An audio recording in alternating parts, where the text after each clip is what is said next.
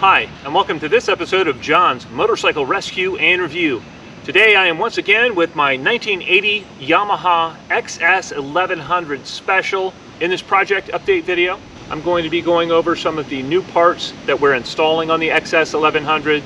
I'm also going to be talking about future plans. One of the things that I've done is to replace the stock pullback handlebars with some lower units, and these are the MGO Magna wide handlebars. In the process of putting on the new bars, I found that the stock XS1100 Special master cylinder angles down a bit too much at the front, and I'll throw some pictures up here of what I'm talking about. And what I had to do was to order a standard model XS1100 master cylinder so that the master cylinder reservoir is more level with the bars and level with the ground, and that should solve my problem. But I have to rebuild that master cylinder first. It's kind of crusty and old. I will pull that apart, I'll repaint it, refinish it, make sure everything functions as it should, and then I'll install it on the bike. I hadn't anticipated that, but it goes like that sometimes with the classic bike restoration. I wanted to stick with a Yamaha part, and I didn't want something on here that if somebody looks at it, they're going to be, oh, that's not stock.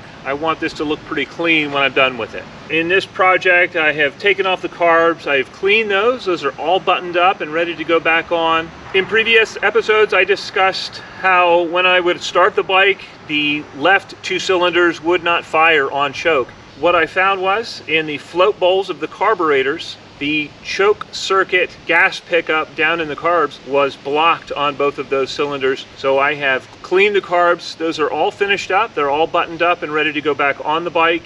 Right now, I just got some fuel filters, and so I'm going to be making sure that all of the lines going down into the carburetor, all of the fuel lines and the fuel filters are clean and new fuel filters, and just make sure I don't get more crud down in my carburetors.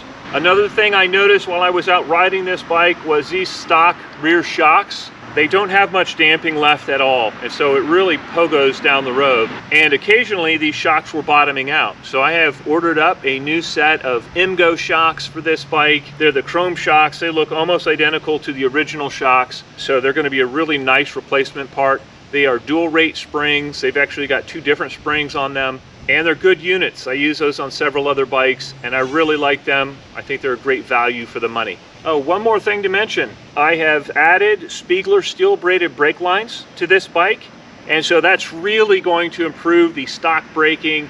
It's going to make it much, much nicer. With the carbs all sorted out, with the suspension sorted out, and with the brakes sorted out, updated, and improved. Man, I think this thing is going to be a fun machine to ride. I think it's going to be a rocket, and I can't wait to compare it to my other muscle cruisers from the early 80s.